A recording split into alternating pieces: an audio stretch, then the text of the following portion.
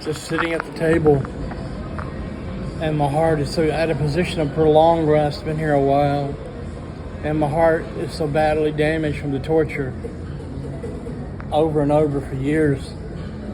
Instead of beating properly, they cause it to do this.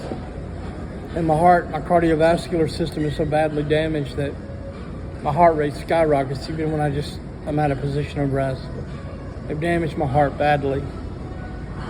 There was nowhere to ever run. They're sharing, the governments around the world, just like WEF, COVID, the vaccine, all of it. It's all tied together. There's nowhere to run. Their governments around the world are sharing victims. That's why there are targeted individuals in every country. In Russia, in China, all over the world. In every country there are targeted individuals because governments are sharing those victims. So everywhere I went, pleading for asylum and humanitarian protection, the American government just shared me with the intelligence agencies of that country. All the European countries, in South America, all those countries, in Asia, all those countries, Russia, China. They've been sharing for training, research, and development for years. Innocent men, women, and children. The lawsuits were fake from the beginning. The Chinese lawsuit, even though they took my money, $5,000 up front. The Iranian lawsuit, even though they took my money, thousands of dollars up front. The Venezuelan lawyer, it was all a game. The Russian lawyer, all a game. So, that's why they wouldn't send me, the Iranian attorneys would never send me the money. Oh, you won $745,000 USD. Court granted you all this money. Well, where is it? Over a year later, I'm still pleading for it. They never sent it because it doesn't exist, and even if it does, it's just part of the game. Those law firms probably never existed to begin with. The Chinese law firm, Wolster and Company, the Iranian law firm, Justita, in Beijing, and in China and Iran, they probably never existed to begin with. But even if they do exist, and even if those lawyers are real, they don't exist as being real for me. That's how the hyper game theory works. That's how the hyper game works. It's all about deception and manipulation. That's why I was never able to get through to the Chinese law firm. I called, I bet you emailed 100 times, messaged hundreds of times over a 2-year period. Every time I called, I couldn't get through. No answer or busy.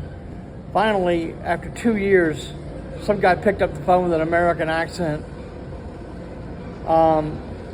Even though it was a Chinese number that I dialed,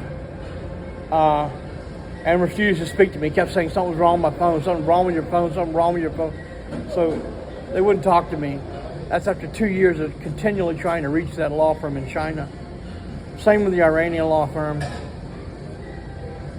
I called and called and called. Over a 2-year period, I got through twice, and each time they refused to speak to me, would only speak to me for a few seconds. It was a game. It's a game. Americans are playing a game, a deadly game of deception and manipulation with all their victims.